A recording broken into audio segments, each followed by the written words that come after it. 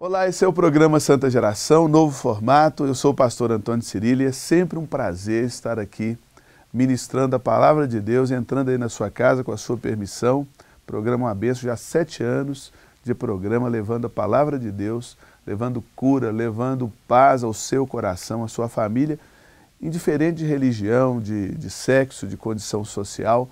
Deus ama todos de igual maneira. Hoje nós vamos falar sobre um assunto muito lindo, que é o Evangelho, que é uma boa notícia. O Evangelho, o significado da palavra Evangelho é boa notícia. Eu quero dar uma boa notícia para você hoje. O programa está muito bom, você vai gostar muito, e hoje também você vai assistir um clipe maravilhoso da canção Yeshua HaMashiach. Yeshua é o nome de Jesus em hebraico, né? É uma música que fala de Jesus e vai falar de Jesus ao seu coração. Então, não saia daí, porque o programa Santa Geração está começando. Poderoso Deus,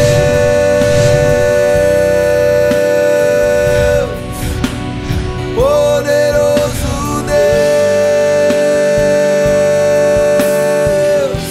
minha alma anseia por ti.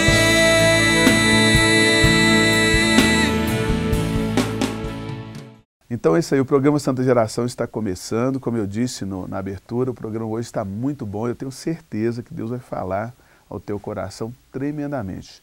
Hoje nós vamos falar, como eu disse, a respeito do Evangelho, que é uma boa notícia. Nós vamos começar lendo um texto da Bíblia aqui em Colossenses capítulo 1, a partir do versículo 3.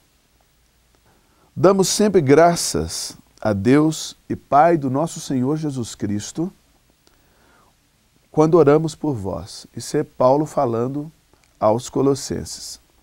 Desde que ouvimos da vossa fé em Cristo Jesus e do amor que tendes uns para com os outros, por causa da esperança que vos está preservada nos céus, da qual antes ouviste pela palavra da verdade do Evangelho, que chegou até vós, como também em todo o mundo está produzindo fruto e crescendo.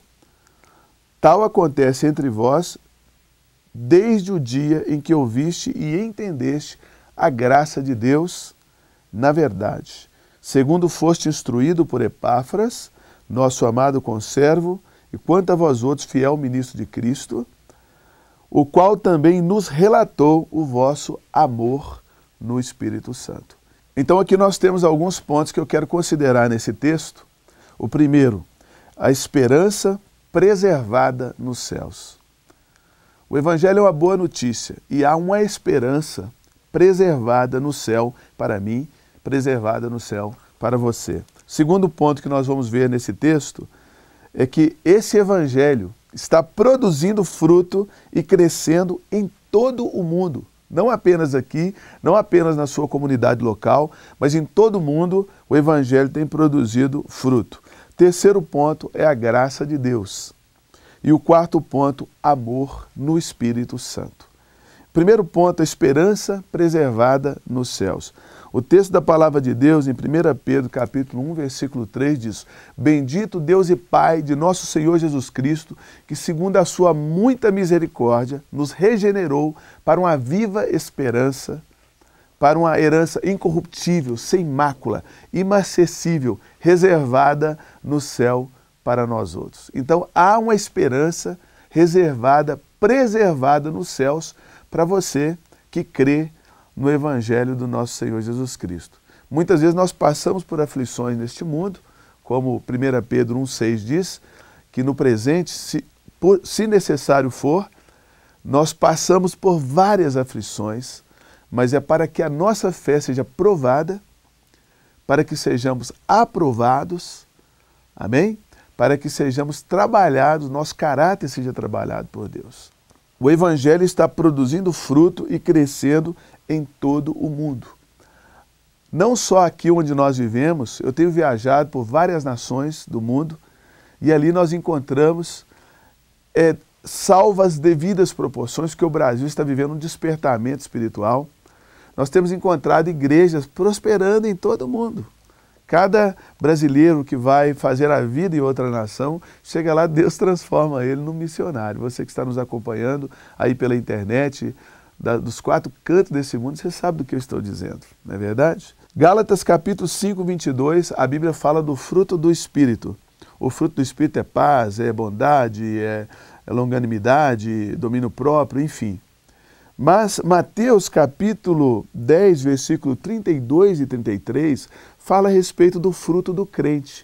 O fruto do Espírito é paz, bondade, longanimidade. E o fruto do crente é outro crente, né? Jesus chega a dizer aqui em Mateus 10, 32, 33, que se eu e você negarmos a Ele diante dos homens, que Ele, por sua vez, nos negará diante do Pai que está no céu. Mas se nós o confessarmos perante os homens, Ele também vai nos confessar diante de Deus que está no céu. E Ele está falando isso não é para uma pessoa que não o conhece. Jesus fala isso é para Pedro, para Tiago, para João, né, para os seus apóstolos. E hoje Ele fala isso para mim e para você. Jesus está dizendo, em outras palavras, que se você se recusar a testemunhar a respeito dele na escola, a testemunhar a respeito dele no trabalho, a testemunhar ali na sociedade onde você vive com os vizinhos, que ele também vai te negar diante de Deus. Eu sei que é forte esse texto, mas é isso que ele está dizendo. Aquele que me confessar diante dos homens, eu confessarei diante do meu Pai. Então, no nosso dia a dia, nós somos abordados por patrões, por professores, por alunos, e a nossa posição em relação a Jesus Cristo precisa ser colocada de uma forma clara. Não podemos negociar isso, nós não podemos esconder isso, porque se nós negamos a Jesus no nosso dia a dia, Ele diz que também não vai nos confessar diante de Deus. E eu sei que você não quer isso.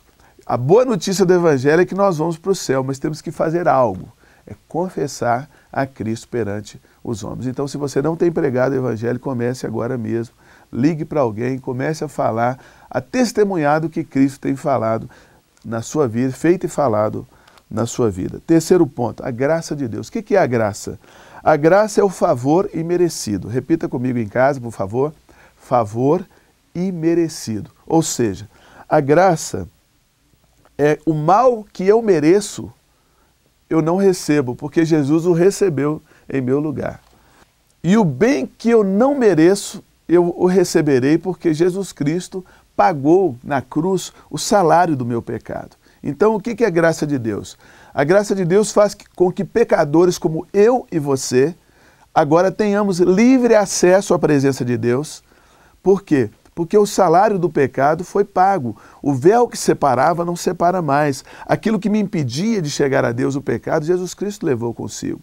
Então hoje, por mais pecador que você seja, por mais pecadora que você seja, eu e você, nós temos livre acesso à sala do trono de Deus. Então a graça é o cartão magnético que abre a porta do trono de Deus para que possamos entrar e receber socorro em ocasião de necessidade. Efésios capítulo 2:8, o apóstolo Paulo diz: pela graça sois salvos, mediante, através da fé. E isso não vem de vós, é um dom de Deus.